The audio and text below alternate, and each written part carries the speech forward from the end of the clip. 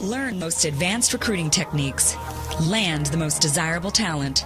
Launch your company towards massive success. This is the Higher Power Radio Show with Rick Girard.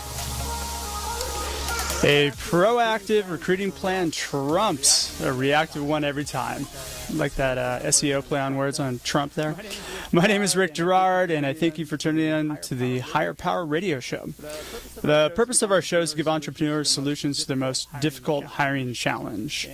And our mission is to help entrepreneurs solve those problems. My guest and I will drill down on some of the most challenging issues and provide proven techniques to help in effectively landing the most talented people to help your company grow successfully. Today our guest is Michael Krug. Michael leads talent acquisition operations for Hoag Hospital here in Orange County. And prior to that, he was a technical sourcer over at SpaceX. His expertise is in building quality talent pipelines and developing effective recruitment and sourcing strategies through the use of technology and advanced analytics. Michael, thanks for joining us today. Thanks for having me. Yeah. We're focused on building a strong culture by injecting core process, which is a great setup for today's show because one of the elements is crucial in building a process for your company. Today we're going to talk about the advantages of a process in building your company and how to least amount of. Well, in your opinion, what exactly is kind of reactive versus proactive recruiting? Well, reactive recruiting is really transactional in the sense where you're not anticipating what you need. It's what you need right now, not in the future. So it could be unexpected resignation or a leave of absence that you're not prepared to handle. And then so everyone's kind of running around with their hair on fire trying to get a position posted and sourced and get someone hired on board quickly. Proactive recruiting is where we put a little bit more thought and strategy behind our recruitment plan, and that is looking at technology, understanding what tools are available for us to anticipate what the future staffing needs are, but also understanding why there is an anticipated need. What are the key drivers, and really getting down to the source of what a hiring manager is expecting to do and how they're going to do it. And that really adds a lot more value to the conversation where we can determine what type of strategies we can implement to support their needs. Yeah, and absolutely. And it depends on the company's stage. I mean, both reactive and proactive are a crucial element in the hiring process no matter what, right? Absolutely. Yeah. So let's talk about the most common platform of recruiting that recruiting companies use today, which is reactive recruiting, right? So, how would you define a reactive recruiting environment? Well, there's no escaping a reactive recruiting environment. Everyone has to have a reactive staffing need at some point. Like I said, things happen; they're unexpected. But when it's appropriate, I always think about it as, are you prepared to handle the reaction? What's your response, and how quickly are you going to react to that response? And also knowing what tools and resources are available to support that reactionary need. In a lot of environments, what you see here in startups and even in large companies is that we have a high use of contingency labor. So we have staffing firms that can ramp up pretty quickly. They can onboard candidates much quicker than a larger corporation could. Yeah. And so there's a benefit there. There's a value to having a reactive recruitment plan or strategy. Sure. And it's basically to build a pipeline quickly. Correct. There may be a project that needs to get off the ground running, or there may be a sales force that we need to build up and implement pretty quickly. And sometimes most corporate recruiting functions aren't sophisticated or aren't trained and developed to handle that type of bandwidth very quickly. Yeah, absolutely. So, I mean, so then the answer is, really when it's the most appropriate, when you've got a lot of jobs that you need to fill very, very quickly. Absolutely. I mean, you could go through a desktop refresh project or a systems upgrade, or you're doing a move ad change and trying to deploy desktops in another location, and you're not going to have 20 to 30 desktop support people to go out there and implement, but you've got staffing vendors, you've got other firms that can do a statement of work or provide contingent staffing needs quickly. So it's really more appropriate project-based work in which needs to get done pretty quickly, rather than when you're trying to build knowledge-based workers for a full-time roles. Yes and no. It really depends on the internal resources you have available to you. So if you're in a human resource department or a recruiting department that has a small budget and only 2 FTEs to support 200 open positions, it's good to have that extension of your internal recruitment department to handle a lot of that high volume, maybe even a lower skill set need. Got it. And I think it's crucial, too, that companies keep in mind that they don't let that need overwhelm their cultural fit or their need to hire those positions, overrule their ability to, their judgment in hiring the right people for the role. Correct. If done in a good way, any corporate recruiting team and who they partner with, you shouldn't sacrifice quality over speed. And if you have really good processes and good interviewing techniques, you should be able to apply that through a full-time employee position all the way to a contractor position. No matter if it's a long-term need or a short-term need, if you have good, consistent processes, you never want to sacrifice quality and jeopardize the culture that you have as an organization. Okay. Yeah, most definitely. Now, at what point should a company that's fully has a reactory recruitment process, when should they shift toward a more proactive mode? Wow, I think everyone's trying to find the secret sauce on that one. Yeah. But I can only tell you from my experience, and that is a lot of that starts with the data, the supply and demand information that's available to you as a recruitment leader, recruiter, strategist, being able to advise your hiring managers based on what's available, what's out there, and what's realistic to deliver. And sometimes, if you're not focused on what's around the corner, you're going to struggle delivering what the hiring manager is looking for. Got it. Now, let's say you're an entrepreneur and you're building a company up, right? Should this process be built into the beginning? Absolutely. I think some organizations, especially in my startup experience, is that talent acquisition never has a seat at the table when it comes to those planning discussions. So either it be a Q3 product launch or an upgrade, and they're wanting to roll out a new system or technology, a new process. Well, it would be in their best interest to include the people who are going to find that talent. Sure. And so when we look at being able to be proactive and building those strategies, it's important to be there at the beginning so that we can advise and provide realistic expectations.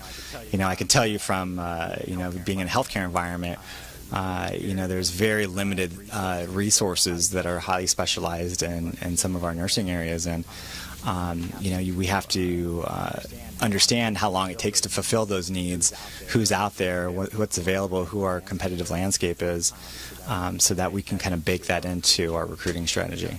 Got it. Okay. We're speaking with Michael Krug right now. He's the manager of talent acquisitions for Hoag, about the importance of building a proactive recruiting process. And we just discussed the difference between the two methods, and when a reactive approach is most relevant. We need to take a quick break, and when we come back, we're going to talk a little bit more about how to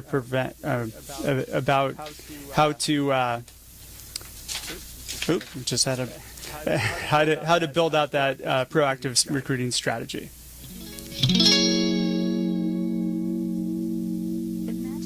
Imagine what it would feel like to lose everything. Your job, your home, your family, your dignity. This has happened to thousands of the men, women, veterans, and young adults we serve at Working Wardrobes. What do we do to help? We provide career development services, life skills workshops, job skills training. We provide the perfect interview outfit, and we get clients placed in jobs. Call Working Wardrobes, 714-210-2460. Donate, volunteer, invest, hire. He used to pester me for a walk. Now it's the other way around.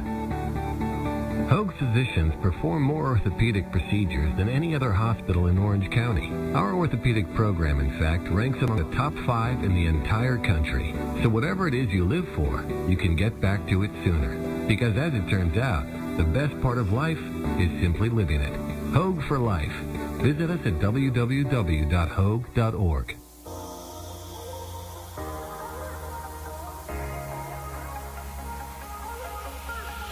You're listening to Higher Power with Rick Girard, giving you access to recruiting techniques that will help you hire key talent to build your company towards real success. Rick is a recruiting executive and entrepreneur who's been successfully recruiting in the aggressive Silicon Valley technology landscape for the past 2 decades. After a very successful stint at Apogee, he founded Stride Search in 2012. Based on a lean efficiency model, Stride has uniquely positioned itself as a leader in retained search for the most critical talent hires within a small organization. Whether you're a startup executive or recruiting professional, by listening to Higher Power with Rick Girard, you will walk away with skills to help you attract and hire great talent. Now back to Higher Power with Rick Girard. Welcome back, everyone. This is the Higher Power Radio Show, and I'm your host, Rick Girard. So we're talking with Michael Krug, Manager of Talent Acquisition Operations at Hoag, and we just talked about reactive recruiting, and now we're going to talk about the good stuff, how to implement a successful proactive recruiting strategy. So really, when you start building a proactive strategy, I feel it's crucial to build it from the beginning. To really minimize the cost of making bad hires and cutting in on the bottom line, correct? Mm-hmm. So what are the key elements to having a proactive recruiting strategy or to building one? Yeah, I think the foundation of any proactive recruiting strategy is going to come down to relationships. And we all know relationships are based on trust and credibility and respect. And so, but you can't always jump in with a turnkey solution based on analytics and predictive staffing models to make something work. Because if your hiring managers don't know it and understand why you're doing it, you lose that crucial buy-in. So it's important that your relationships you take a lot of time growing those. Yeah. The other point is data, and I always tell my team this, is that you want to be the most prepared person in the room. No matter what meeting it is, if there's a staffing person involved, you want to make sure that you know your business better than anybody else. And so it's coming equipped with data to the party. And when you have turnover data, hiring data, leave data, separations, transfer data, it adds more credibility to the conversation. So when you're trying to build that relationship, it really shows your hiring leader that you've taken time and energy to learn their business, to understand what are the key drivers from a staffing perspective that impact their operations. And then when you have that information, it's really about being an advisor. So, we in recruiting, we suggest and advise. We leave it up to the managers to do and act. And it's understanding what levers and strategies to either pull or to implement. And I think that really helps a hiring leader understand, what's available to them at their disposal by partnering with their recruitment professional earlier on in the conversation, much later than down the road. Okay, so you're an entrepreneur, and you keyed on something that's really interesting, which is being the most prepared person in the room, right? You're an entrepreneur, you actually just started up a new company, you got a bunch of money, and now you're ready to hire. How do you prepare yourself for that? because most entrepreneurs don't. You're absolutely right. It's a lot of companies, we're either pre-IPO tech startups, they want to scale quickly. They've got a nice round of series funding that they're ready to burn through, and a lot of that comes into human capital planning. But from what I've seen is to ramp up quickly, you really got to understand what the direction of the organization is going. Not just, I need a body now, I need 30 salespeople. If you don't understand the vision and the mission and what you're trying to accomplish, how are you going to effectively communicate that to the people that you're trying to recruit? But you do have to have different levers and resources available to you when you're trying to grow quickly, whether it be staffing agencies, retained search firms, name generation companies, you name it. I think those are all kind of built into that proactive approach. Okay. So planning is key here then, right? So they've got to take the time to sit down and figure out what they want, who might be the best people for what they need, and work with their team to actually work through their networks and then kind of branch out from there, correct? Yeah, I mean, planning is absolutely critical, because then, if I'm a nursing director, like I'll give an example, a generic example. If I'm a nursing director and I need a critical care nurse out there, but that there's only so many critical care nurses out in a geographic location, and based on what you need, this is how long it's supposed to take to fill those positions. Not just fill it, but also orient and onboard that position, so your normal fill rate of 25 days could be now 65 days or 90 days. And so being able to kind of be prepared in that planning process to educate and raise awareness around what that hiring roadmap will look like is just going to make things a lot more harmonious in that relationship. Got it. So you had mentioned to me before that being preemptive and actually building up pipelines before the roles are even open was pretty important. It is. I think if what I see most common today, and even in my previous careers and pre-IPO tech startups, and that is, HR is almost inclusive. We work in silos and even in intra-department areas where we don't have access to bits and pieces of information. Mm-hmm. It's almost tough to, you're begging, you're pulling, you're fighting for information so that you can build long-term strategies.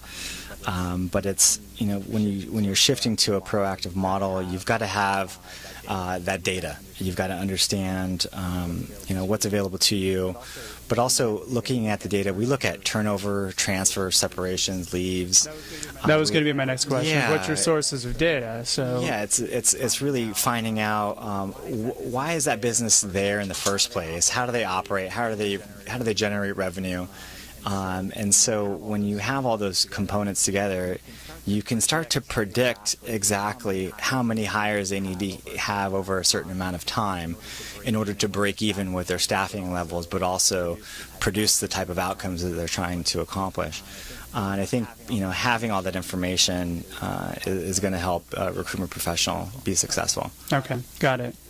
Now, do you have what do you find is kind of the most effective way to build up this process? Maybe 2 or 3 points of things that somebody can pick off that would really they could implement today. Yeah. It's what are you hoping to accomplish? It's people, process, and service are like the really key ingredients where you look at what things you need to know in order to develop an effective sourcing or recruitment strategy. Mm-hmm. Understanding what you're looking for, supply and demand, the process in which you acquire or find that staff. Is there a standardization within the interview and selection tool? How are you assessing candidates? How is the interview process going? What's the hiring and onboarding process like that? So if you don't understand the process, it's really hard to make sure that you know how to build a proactive strategy. Yeah. And then service. How are you, not only you being measured as a recruitment professional from a service standpoint, but also how is the hiring manager being evaluated? And, is it about attention, attrition, employee satisfaction, employee engagement scores, patient satisfaction? What are some of those things that, from a service perspective, that are kind of stitched into that strategy that help not just add transparency across the whole continuum of the recruitment process, but also we can measure and refine over year to get better. Okay, great. So what type of results should somebody expect from a proactive process? So from my side, when I'm working with companies, a lot of my clients can expect, like, for example, maybe a 4-to-1 or 5-to-1 interview to placement ratio, right? What do you see on your end in the environment that you have? Yeah, I mean, what we've seen by being prepared and understanding, spending a lot of time in that intake session and being involved in the planning process, we've seen a really good filtering process when it comes to our applicant to interview and our interview to hire ratios. I'm not going to go over the specifics, but those are a couple things that you can see immediately. Got it. By not just understanding the requirement, but understanding the process. Faster response times when it comes to time to fill. We've seen, you can see immediate results in that, depending on what type of level, but also in quality too. You look at retention, first-year hires and separations. You look at performance. You look and at those are productivity. crucial for company building. Absolutely, for sure. Right. All right. Well, we're just about out of time for now. Michael, thank you so much for taking time out of your busy day to share some ideas with us. Now, if somebody would like to get in touch with you, how do they reach you? Well, you can reach me at michael.krug, Krug, at hoag.org. And you can connect with me on LinkedIn. Excellent. Excellent. Now, thanks everybody for tuning in. I want to give a quick thanks to our engineer, Paul Roberts, our producers, Joan Park, Shanti Ryle, and our executive producer, Kim Iverson.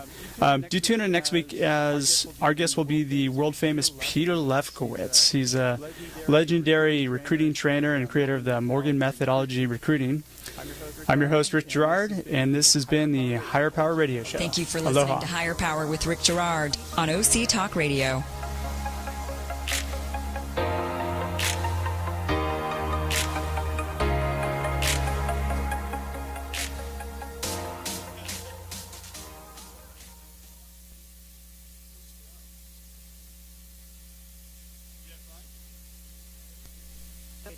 Regulators are bracing for a possible tropical storm that could disrupt operations along the Gulf Coast. The Louisiana offshore oil port, the largest privately owned storage terminal in the